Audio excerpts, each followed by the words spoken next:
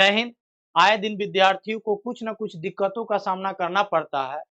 वैसे व्यक्ति जो 10th करने के बाद आईटीआई नहीं कर पाते हैं, हम बात कर रहे हैं ग्रुप डी का।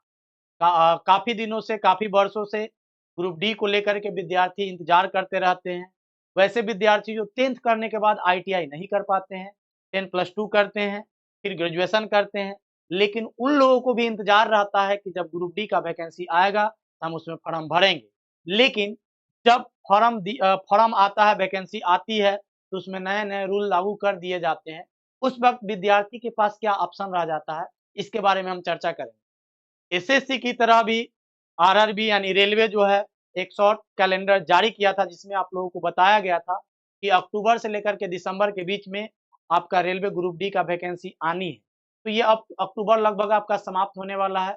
आपका शॉर्ट नोटिस जो है नवंबर में आएगा और आपका फॉर्म भराना शुरू हो जाएगा। लेकिन बात यहाँ ये नहीं है, बात यहाँ ये है कि वैसे व्यक्ति जिनके पास 10th का डिग्री है लेकिन आईटीआई नहीं है, क्या वो फॉर्म भर सकते हैं? चलिए हम आगे बात करेंगे, एक-एक चीज़ को हम समझाएँगे। आपके पास क्या नोटिस आया है आरटीआई की तरफ से, इसको पहले देखते हैं।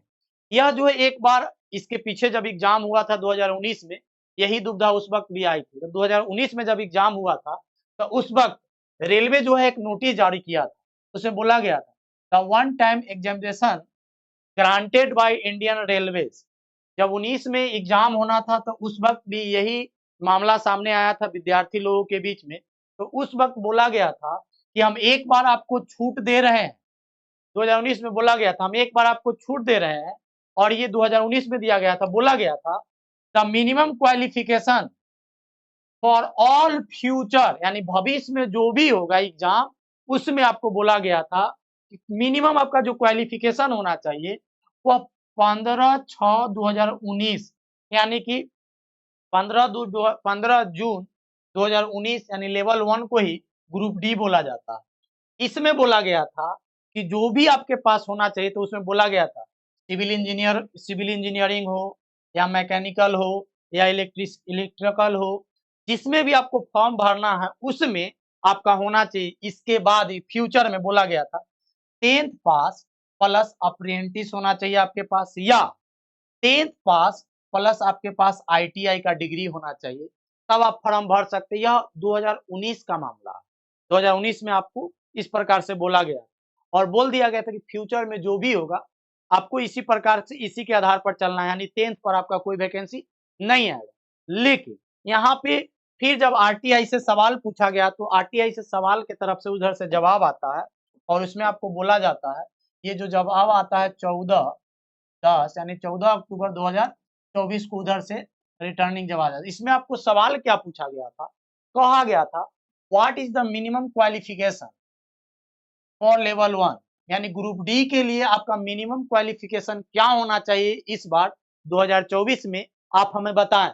तो उधर से जो रिटर्निंग मैसेज आता है, जवाब आता है, जो नोटिस आता है, उसको आप देखेंगे तो बोला गया the minimum qualification of all future requirement to be notify after 15/6/2019 यानी वही चीज को फिर से रिपीट कर दिया गया। उस वक्त जो आपको बोला गया था कि 2019 के बाद जो भी एग्जाम होगा, उसमें आपको ITI, apprentice, 10th plus ITI होना चाहिए या 10th प्लस अप्रेंटिस का आपके पास डिग्री होना चाहिए।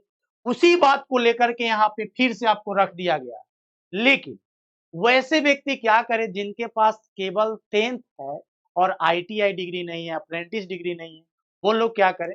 तो जितने भी वैकेंसी आएगा, अभी यहाँ पे वैकेंसी क्लियर नहीं किया गया, how many vacancy post group D में कितना आएगा अभी क्लियर नहीं किया गया।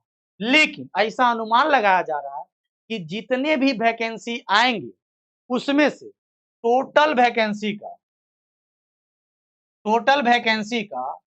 लगभग 20% जो होगा आपका केवल 10th पर होगा। लेकिन कौन कौन सा ऐसा वैकेंसी आएगा इसमें जो 10th पे होगा? बाकी सब तो आपका 10th प्लस आईटीआई खोजेंगे। 10th पर केवल 20%, अगर 1 लाख वैकेंसी आता है, 1 लाख यदि वैकेंसी आता है, तो 1 लाख में से केवल 20,000 वैकेंसी जो होगा 10th पास पर होगा और बाकी जो होगा 10th पास प्लस आईटीआई पे होगा। लेकिन वैसे व्यक्ति जो 10th पास और आईटीआई दोनों उनके पास डिग्री है, तो 1 लाख फॉर्म को टोटल में कोई भर सकता है। मतलब टोटल पे वो दावेदारी करेंगे। लेकिन केवल 10th पास वाला व्यक्ति जो है केवल 20% पोस्ट पे ही दावेदारी करेंगे।